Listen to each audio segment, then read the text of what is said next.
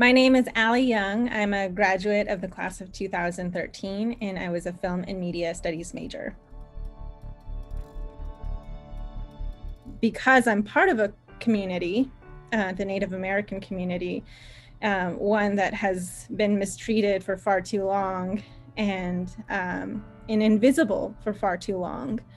That's where my drive comes from. And, I believe in fighting for all people, but first and foremost, I'm always going to fight for my people because, there's still a lot to learn from us. I truly believe that if this country didn't try to erase our culture and our languages and our knowledge, that we wouldn't be where we're at today. That there's a lot to learn from Indigenous peoples and our ancestral knowledge, and even the way that we connect to Mother Earth. And right now we're in a great fight against climate change, and it's real. And we need to listen to our Indigenous brothers and sisters across the world. I think the biggest impact has been around COVID-19 relief.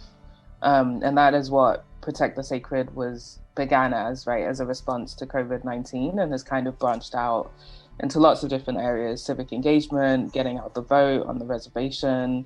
So I think it's a bit of both. It's COVID-19 and civic engagement, because as you can see, after the election, Arizona totally had a massive impact on the outcome of the election, and particularly Native American, Indigenous people really showed up in the elections. And part of that was from some of the work that organizers like Allie were doing on the reservations. When I was trying to think of ways to activate our young people to get out and vote, I thought this would be the perfect thing, because our Native youth are more, they have this urge to connect to our culture more than ever before. And they're more knowledgeable about our history than even our elders are, and because it wasn't taught to them in school. And so there was this resistance that I was hearing from our Native youth against participating in this political system. And so that meant that they didn't want to vote.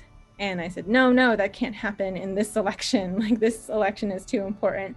So I was trying to figure out ways of trying to engage them and excite them.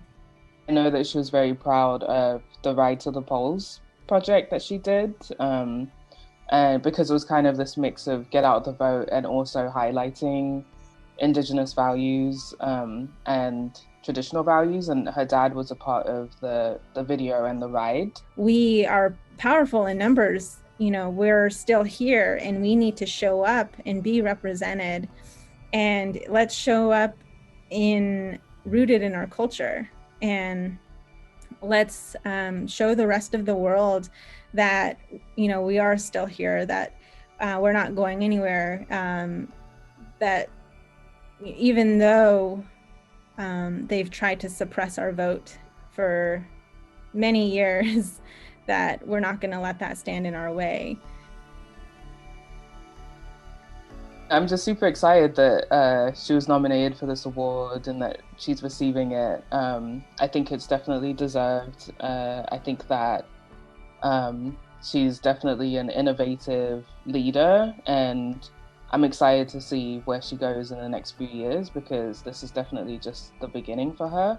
I will always have a foot in this work in social justice, and making sure that communities of color who've been underrepresented or marginalized for far too long, that their stories are heard, and that people learn from them, because that's the only way that we move forward. And I'm always going to bring that into any kind of work that I'm a part of.